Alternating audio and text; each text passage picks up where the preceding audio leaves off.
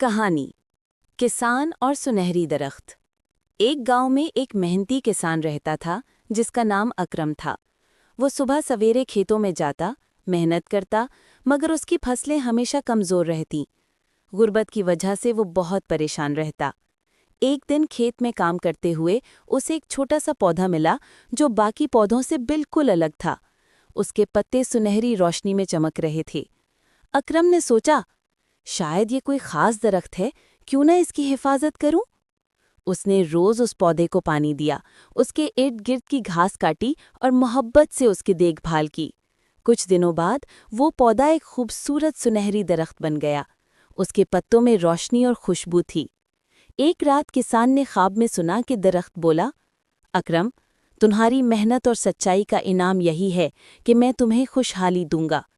جو بھی میرا پھل توڑے گا اسے دولت اور عزت ملے گی، لیکن یاد رکھو، میرا پھل صرف وہی توڑ سکتا ہے جو لالچ نہ کرے۔ اکرم نے درخت کے پھل بیچے اور جلد ہی گاؤں کا کامیاب ترین شخص بن گیا، مگر وہ ہمیشہ سادہ زندگی جیتا رہا۔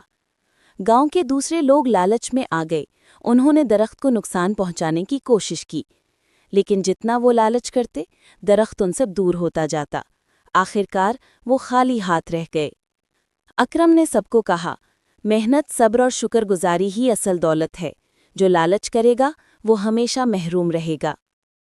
سبق: اللہ محنتی اور صابر انسان کو انعام دیتا ہے، مگر لالچی کبھی سکون اور خوشحالی حاصل نہیں کر سکتا۔